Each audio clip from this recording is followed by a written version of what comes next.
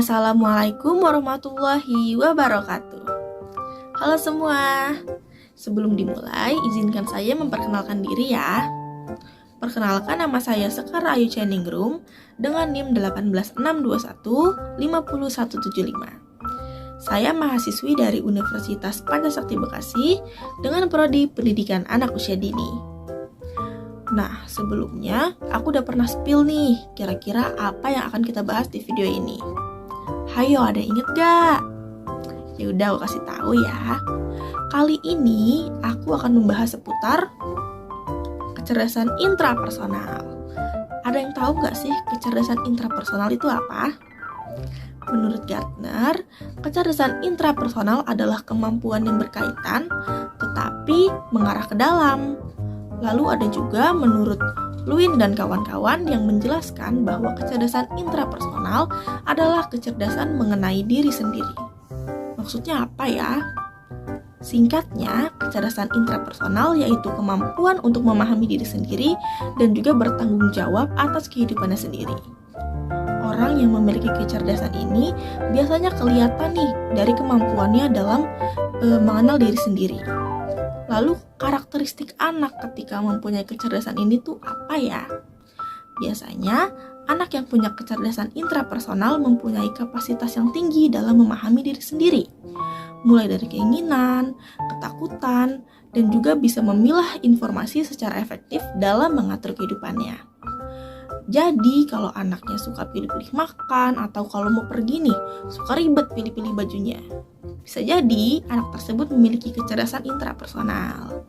Bukan itu aja, mereka juga jago loh dalam mengembangkan strategi, jago juga nih menyusun rencana, dan juga selalu menemukan solusi untuk masalah yang dihadapi.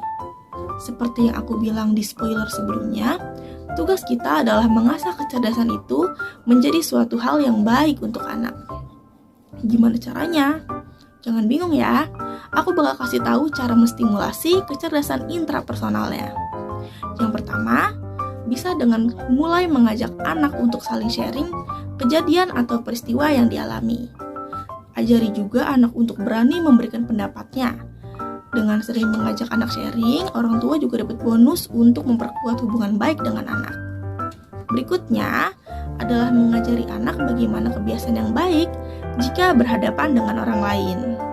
Misalnya, ketika sudah sampai di sekolah harus salim sama gurunya.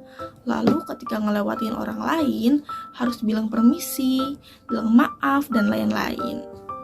Lalu selanjutnya yaitu mengembangkan bakat alaminya. Biasanya orang tua selalu menuntut anaknya harus jadi si serba bisa. Perlu diingat ya bahwa setiap anak mempunyai kelebihan dan kekurangannya masing-masing. Tugas orang tua adalah memperkenalkan anak kepada hal yang mengarahkannya kepada bidang yang dia suka.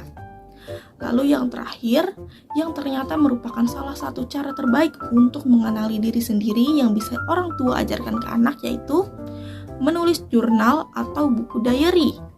Gak semua anak bisa mengungkapkan emosi dan perasaannya melalui perkataan loh. Maka dari itu, dengan menulis diary diharapkan dapat membantu anak agar lebih terbuka kepada diri dia sendiri. Di situ anak dibebaskan menulis apa aja yang keinginannya selama ini.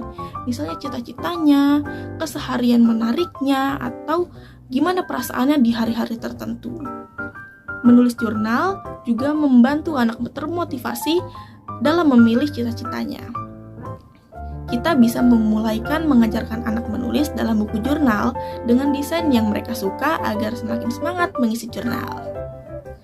Nah, sepertinya sudah cukup nih pemaparan dari saya.